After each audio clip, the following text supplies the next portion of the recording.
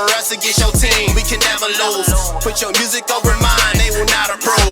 Niggas paranoid, thinking they the biggest ever. This the main reason why people can't work together.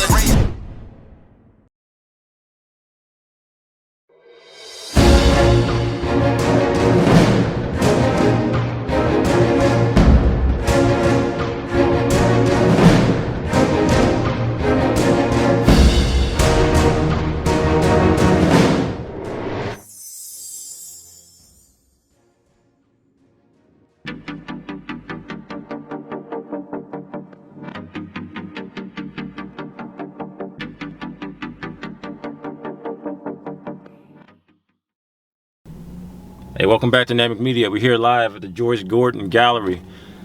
Here to meet with my folks, Sneaker Museum, Oakland. Let's go see what's going on, guys. They tryna find out what we bout. She watch us pull up, we ball out. You play, you love me. You want to come round, but why now? Hey, David. What's happening? What's happening? Danielle, how you doing? How you doing? Good, how you doing? Man, the Sneaker Museum, Oakland, what do we got?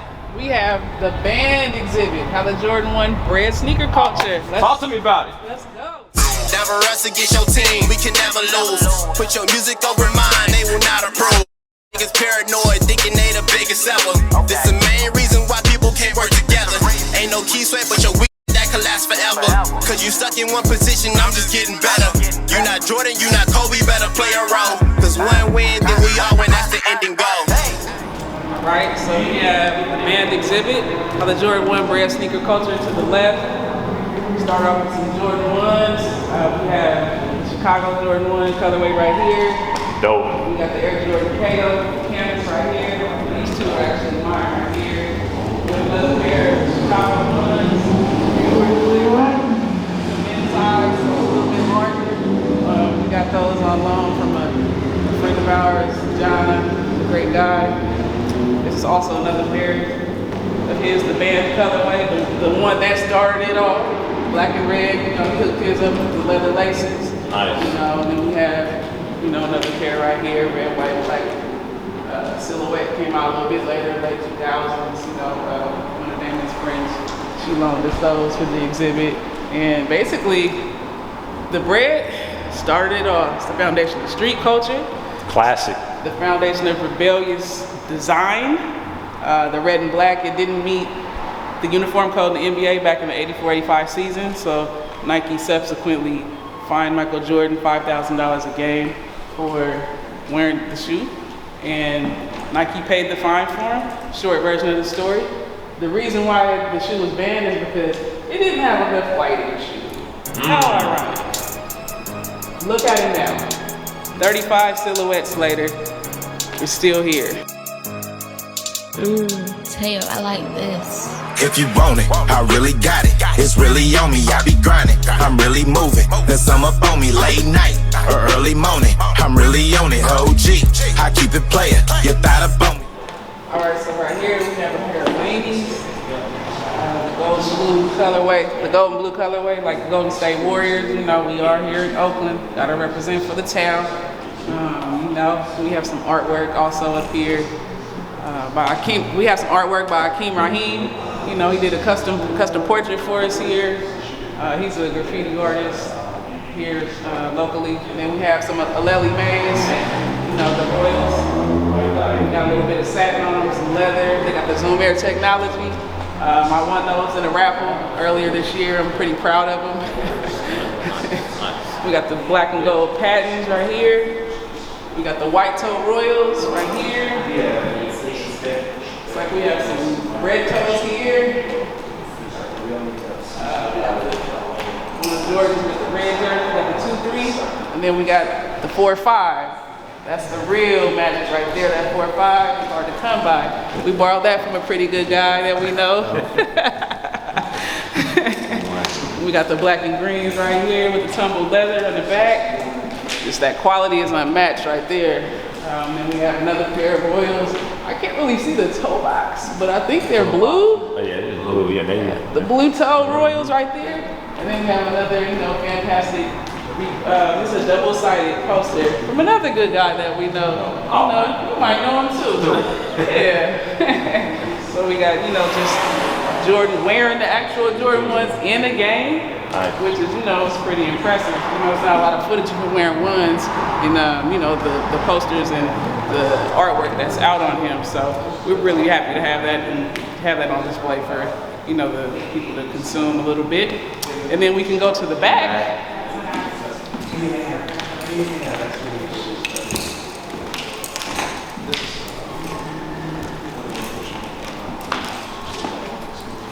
have another Michael Jordan book here, where he's wearing the bands, beating Boston. We got a couple of little bronze mini sculptures. Go ahead and tell them about those mellows a little bit. Those mellows, these black and gold, which are Danielle's. And then we have Dwayne's.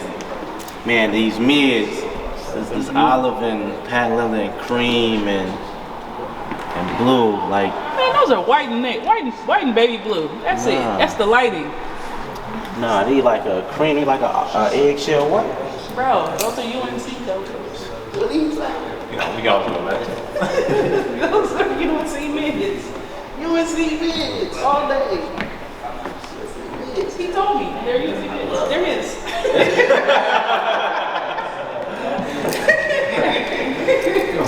Yeah, over here we have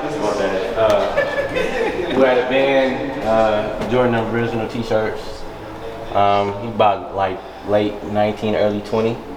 And then they got the band colorway and they banned the sneaker on this t-shirt, which is quite dope. Both and red. And then here we have a custom Sneaker Museum Oakland duffel bag, which is made out of nubuck leather. It's green and gold, and the inside is zippers and a pouch. And this bag is for sale, $2,700. And then we got the black and blue Royals, which is my sister's. The original Royals. The original. Oh, the classic. Fun fact about those, the Royals were the only non-red colorway of Jordan's originally released. He never wore those in the game. I don't even know why they made that colorway for him, but they exist and they're very, very popular. But that's the fun fact about those is he never wore those in the game. But the Royals, they're crowd pleasers, real crowd pleasers.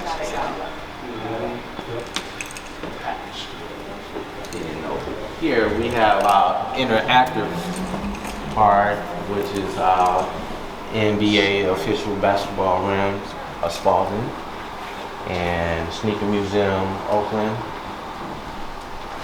backdrop with all our information: Facebook, Twitter, Instagram, our website, sneakermuseumoakland.org. And behind me we have Sneaker Museum Oakland merchandise. We have our official Finals Championship trophy t-shirt. Then we have our original OG that's representing the Bay in the gray and the gold. And that is the back. These are the backs and these are the fronts to these two shirts. And then we have stickers. We have our Sneaker Museum Oakland beanies. And we have our Bo Jackson trainers, which are for sale. We have our stickers. And we have Sneaker Museum hang tags in the black and red. Then we have our hang tag Sneaker Museum official t-shirt, which is a hang tag on the front and the back. This is the back. There's a small hang tag on the front. Then the latest and the greatest. This is the back of the Sneaker Museum Oakland, and this will be the front of both of these shirts with the logo at the bottom left side. And Sneaker Museum Oakland tote. Carry all personal books, sneakers, magazines, groceries.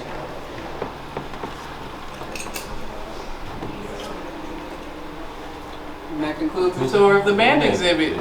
We have these baskets here. Anybody can get it. I'm here. I'm available. Pass me one, Dan. Let me see what I got. We get these buckets. Get Always these going buckets. hard, man. Yeah. Reaching for the stars, man. Yeah. Hoping to go far, man. Yeah. I almost hit Mars, man. See, I can never stop doing what I'm doing. Gotta keep going, gotta keep moving, gotta keep writing, gotta keep grooving, gotta keep making, gotta keep soothing, gotta keep sweating, gotta keep drooling, gotta keep earning. Now that's a dunk. That's what I'm talking about. Appreciate Daniel. Appreciate the tour, Danielle. No problem. It was beautiful, very informative. But now I got some questions for you guys. So we're gonna move it over to the next section over here. So, out of all the Jordan 1s I see on display, I know that you guys got a lot. How many in total are we looking at here? We have 17 on display. 17. Yeah, so we have 17 different Jordan 1s on display right here. And the majority of them are red and black because that's the theme of the exhibit, the bread exhibit. So black and red bread, that's what the youngsters call it. I call it the Jordan 1, and then I'll describe it based on the color.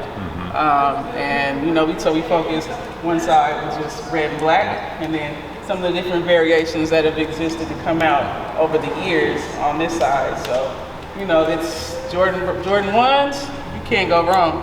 Classic, classy, and you know, it's if you know what you're doing with the fashion, you can pull them off. And no one really plays basketball in them because they're too heavy. But they're a good statement sneaker, you know? So we built a whole exhibit around it. Nice, beautiful. Colorway wise, y'all both tell me, what's your favorite colorway? One stop shop, what's the best colorway y'all think? You first. It's gonna have to be the breads. It's gonna have to be the black and red toe, the original, the starter, the birth sneaker culture. Can't go wrong. You could dress them up, you could dress them down. They're great in a suit and tie. Or a dress. Or a Or a dress. skirt. Me, white and purple. White and purple. Yeah, these high tops. They're very rare. This is the first time that they re-released, which was a couple of weeks ago, from the original release in '85. They're sleek, they're clean, they're extra white, and they have the metallic finish on the purple. So, I mean, you can't go wrong. Purple and white. It's summertime. Let's get active. Get these dresses out. Get these skirts out. Get these little shorts out. You know, it's time. Wear them to work. Wear them to school. Wear them in the streets. And that's it. Man, I can't wait for the next exhibit, guys. This has been beautiful. I mean, man, how the Jordan 1 bread, sneaker culture. Last question I have. How did you think of this event? I mean, it's like I said in the video previously, it's third world thinking. It's off the radar scale. When I walked in, I didn't know what to expect. You know, it's organically made. Everything is just customized from start to finish. How did you isolize in the lab to come up with something like this? So if you're gonna tell the story of sneaker culture, you have to start with the bread. That's not up for debate. That's a fact. It's a red and black shoe. It's very aggressively designed. It's very passionate. It's dominant. It broke the uniform code in the NBA back in '84-'85 season. It's the foundation. It's the most popular retro Jordan to exist today. You have to start with the bread. I don't care what you like or what you don't like. You have to start. It's respect. You can't start a sneaker culture story without including the Jordan 1. It's the beginning and the end. Even though they're still coming up with different retros for them, different finishes, fabrics, etc., you have to start there. That's a fact. It's the birth of streetwear culture. It's the birth of rebellious fashion. It set the foundation for all of the hip-hop clothing lines that came out in the 90s and the 2000s. It's the foundation. It's the alpha and the omega. That's it. Yeah. And to keep going on top of what she just said, it's also the shoe that continued to help birth other silhouettes, because Michael Jordan's sneaker was the first silhouette, and his silhouette allowed other pro athletes to get their own signature shoe too. And this is the most iconic and the most high-selling sneaker in the world. No sneaker has outsold the Jordan 1 at all. This sneaker has literally saved American infrastructure for the past decade by itself. And the market tripled during the pandemic. Now the market is 142 billion due to Jordan 1. It has 25 different offsprings, which is soon to probably cease to exist due to Nike just patenting the entire sneaker. All levels of the sneaker, from the highs to the mids to the lows, and including the sole has been patented. So they don't even want you to use the sole of the shoe no more. Yeah. So it's critical, it's real out here. So this sneaker has birthed at least 6 millionaires since the pandemic. Yeah, there's a lot of smaller companies that have started their brands based off of the Jordan 1 silhouette. Some of them, that's the only shoe they sell. And a lot of the brands are black. So, you know, Nike just receiving the patent on the Jordan 1 this month. I don't know what they've been doing all this time, but they literally just got the patent approved this month. So those cease and desist letters are about to start becoming hard and heavy, and you know, it's just it's a heavily duplicated shoe, but you can acknowledge the fact that you respect the model and also put your own twist on it. And a lot of companies, they're not giving it any type of variation. They're just slapping a different check. That's not gonna work, guys. You gotta be more creative than that. So now we're gonna see who the real artists and the real creatives are, because they gotta go back to the drawing board and think of another model that they wanna borrow from or create their own. So it's gonna push creativity to the max for a lot of these indie brands. So good luck to them. You know, it can be done, but good luck to them. Yo, I want to appreciate everything you guys have done. It's been a beautiful turnout. You get the history and you get the Sneaker Museum Oakland live in Oakland at the George Gordon Gallery. I want to thank everybody for tuning in. Namek Media, National Awareness Meeting and Tour of Consciousness. Till next time.